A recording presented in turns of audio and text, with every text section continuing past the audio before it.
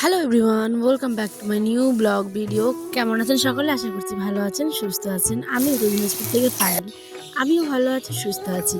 কি বন্ধুরা, ভাবছেন তো যে আজকের ব্লগটা ঠিক এমনভাবে শুরু করলাম কেন? কারণ প্রতিদিনের মতন ব্লগ শুরু করিনি, আজ একটু অন্যরকম। যারা আমার ব্লগ ডেলি দেখেন তারা হয়তো বুঝতেই পারবেন আজ একটু অন্যরকমের শুরু করলাম। সকালবেলায় বাসি কাজ সমস্ত কিছু আজ কমপ্লিট, সেটুকু আর শেয়ার করিনি। এখন বাজে বেলা হচ্ছে কি 8টে।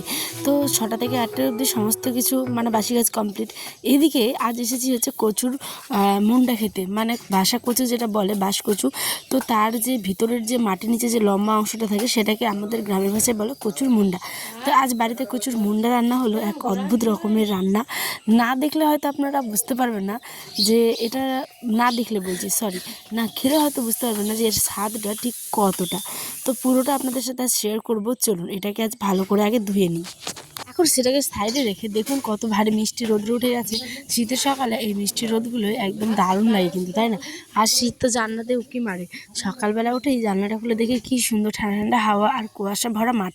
তো সকালবেলা উঠেই তো অনেকগুলো কাজ করলাম, সেগুলো আর শেয়ার করা হয়নি কারণ ফোনটাতে আমার চার্জই ছিল না। রাত্রেবেলা আজ ফোন আমি প্রতিদিন চার্জে দিয়ে ঘুমোই, কিন্তু আজ চার্জে দিইনি, সেই কারণে আমি সেই ক্লিপসগুলো নিতেই পারিনি। উঠে দেখি 10% চার্জ। আমাদের বাড়ির সব থেকে ছোটো সদস্য সে এখন ঘুম থেকে উঠে পড়েছে, উঠে ঘুরু ঘুরু করছে।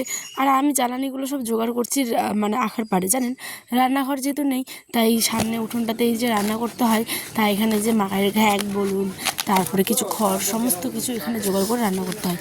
আমার না একটা ভুল হয়েছে বলতে, আমি এটা কোনোদিনও প্রথমে জীবনে তুলিনি, আজ ফার্স্ট টাইম তুললাম। তো তোলার পরে এই জড়গুলো দিয়েছেন, এগুলোকে নাকি বাইরেই ধুয়ে টুয়ে একদম মানে ছুলে নিয়ে ভালো করে ধুয়ে নিয়ে তারপরে আসতে হতো।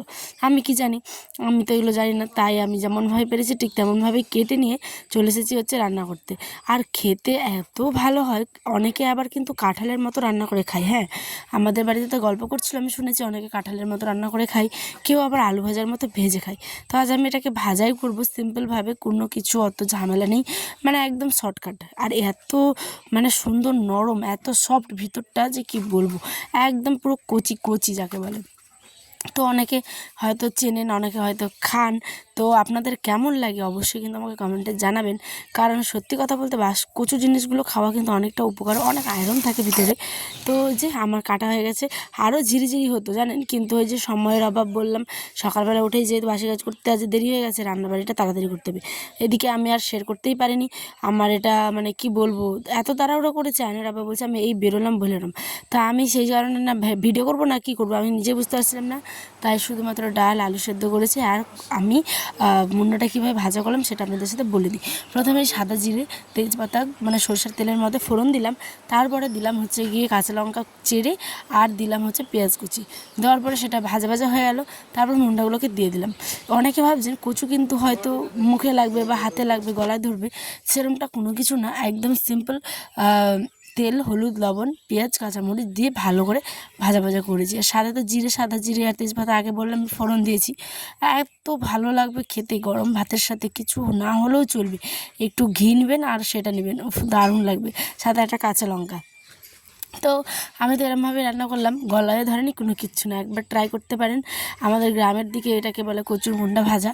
তো খুব সুন্দর আজকে মানে রান্নাটা হয়েছিল। আনার আব্বা খেয়ে তো ভীষণই ভালো বলেছে, সে একদম নিয়ে গেছে। কিন্তু আলু সেদ্ধ তো গন্ধ হয়ে যায়, টিফিন বক্সে থাকে না, তাই মুন্ডা ভাজাটা অনেকটা নিয়ে গেছে। চলুন এবার আমি এই যে বললাম স্যার এখন বেরোবেন, তাই আমি ঘরটাকে মানে বাসি ঘরটাকে ভালো করে গুছিয়ে নিই। কারণ ঝাড়ঝাঁটা দেওয়া হয়ে গেছে, বাসন দেওয়া হয়ে গেছে, সমস্ত কিছু, কিন্তু আমি এখনও খাইনি।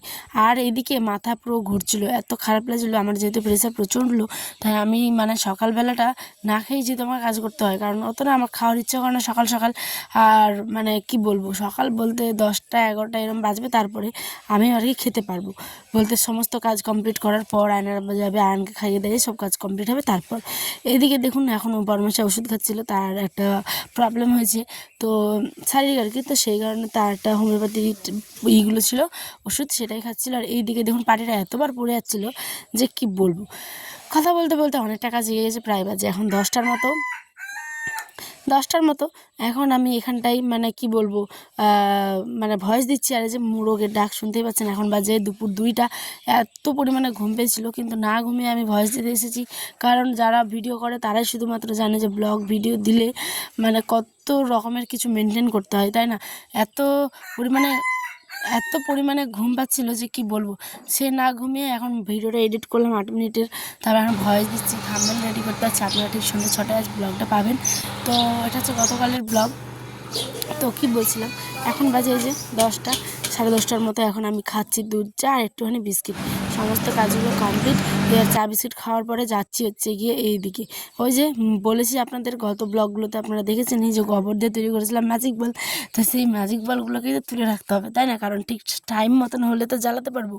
তো যারা দেখেননি ব্লগটা, হাতে সময় থাকলে একটিবার গিয়ে আমার চ্যানেলে ভিজিট করে আসবেন, আশা করছি ভালো লাগবে। এখানে আর যে ম্যাজিক বলগুলো সমস্ত গুটি উটি একদম মুরগিগুলো ভেঙে চুরে একাকার করে দিয়েছে, যতগুলো বল করেছিলাম। তো একদম কি অবস্থা করেছিল। তো সেগুলোকেই উঠিয়ে নিয়ে ভালো করে বাইরে মানে আমাদের উঠোনের রোদরে দিলাম ভালো করে শুকোতে। চলুন হাতটা ধুয়ে নিয়ে একটু ঘুটেছিল সেটাকেও দিয়ে দিলাম ভালো করে শুকোতে। আর এই দিকে এসেছি হচ্ছে গিয়ে ভালো করে ঝাড় দিয়ে উপর জাস্ট চেড়ে নেবো, আর যেটা নোংরা সেটাকে নিয়ে গিয়ে মানে একটা অন্য জায়গায় ফেলে দেবো। তো গ্রামের দিকে এগুলো হতেই থাকে, এটা নতুন কোনো ব্যাপার না, ঠিক আছে? তো কি বলবো, আর আপনাদের যারা হয়তো শহর থেকে ব্লগগুলো দিচ্ছেন তারা ভাবছেন এই কী ব্যাপার ঘুটে নাড়ছে এটা সেটা, কিন্তু গ্রামের লোকেরা এটা করে থাকে। এটা নর্মাল ব্যাপার, এটা এমন কোনো কিছু না। তো এখানটায় আমি সমস্ত কিছুগুলো এনে এনে দিচ্ছিলাম। আর এত রোদ দুপুরবেলা করে তো প্রচণ্ড রোদ। আর এই কয়েকদিন হয়তো এরম রোদ যাচ্ছে, তারপরে এত রোদ্র আর হবে না হয়তো, তখন ঠান্ডা কুয়াশা এই সমস্ত কিছুই। আর ঠান্ডার দিন যেমন ভালো, কিন্তু আমাদের যারা মানে বাচ্চার মা আমরা, ঠিক আছে, তাদের জন্য আর কি কষ্টেরও একটু। কারণ বাচ্চাগুলোর এই ঠান্ডা আসলেই সমস্ত মানে সব সময় বিশেষ করে দিতে লাগে, কি বলুন তো, মানে ভাব দিতে লাগে। তো সেই কারণেই শীতকাল আসছে বলে এটা আমার একটা টেনশন, বিশেষ করে আমার বাচ্চার জন্য সবসময় দিতে হয় ঠান্ডা, মানে ঠান্ডা লেগে গেলে সবসময় ভাব দিতে হয়। তো যাই হোক, রাত্রে এই যে এনেছিল তরি শাক, তারপরে হচ্ছে ডান্ডি শাক মানে খুঁড়িয়া শাক, যেটা জ্বালা একদম কচি ঝোল খাওয়ার জন্য। আর নিশ্চল হচ্ছে মূলো শাক, সেটাকে আবার ঢেটুয়া শাক না কি বলে এরা। আর এদিকে এনেছিল চিকেন, সেগুলোকে এখন দিয়ে আসবো হচ্ছে গিয়ে এতে মানে শীতের মধ্যে। আর এই তো এখন আমি চিকেনটুকু রান্না করি। শীতকাল আসলেই তাই আমি ভয়ে ভয়ে থাকি, জানেন, যে কোন সময় হুট করে আমাদের হলে তো আমরা সহ্য করতে পারবো, কিন্তু বাচ্চাগুলোর হলে তো খুব কষ্ট পায় তারা, তাই না? তো কি আর করা যাবে, সমস্ত কিছু নিয়েই তো জীবন। সমস্ত কিছুকে হ্যান্ডেল করে শক্তভাবে নিজের সমস্ত পরিবার বাচ্চা সবাইকে ভালো রাখতে হবে, শান্তিতে রাখতে হবে, এটা হচ্ছে ব্যাপার। চলুন শীতে দিয়ে দিলাম এগুলো টিনের উপরে, এখন এগুলো থাক, রাত্রে সকালবেলা এগুলোকে তোলা হবে। এদিকে হলুদ দিয়ে আলুটাকে ভাজতে বসে দিয়েছি, কারণ আমরা বড় আবার আলু ছাড়া মাংস খেতে পছন্দ করে না। মাংস খাবে 1 পিস, কিন্তু আলু খাবে 3 পিস, এরকম হচ্ছে ওনার ব্যাপার। এদিকে প্রেসারে ভাত হয়ে গেছে, এদিকে চিকেনটা কষা কষা হচ্ছে, বেশ রান্নাবান্না কমপ্লিট। তো বন্ধুরা, আজ ব্লগটা এখানেই, দেখা হবে একটা ব্লগে। সকলে ভালো থাকবেন, সুস্থ থাকবেন। আর গতদিনের ব্লগটা আপনারা দেখেননি, কিন্তু কেন দেখেননি বলুন তো, অবশ্যই গিয়ে দেখে আসুন, জান এত সুন্দর একটা ব্লগ। যাই হোক, চলো এটা সানরাইজের গরম মশলা দিয়ে দিলাম, খেতে কিন্তু ইয়ামি হয়েছিল। আজ আসি, দেখা হবে একটা ব্লগে। সকলে ভালো থাকবেন, সুস্থ থাকবেন।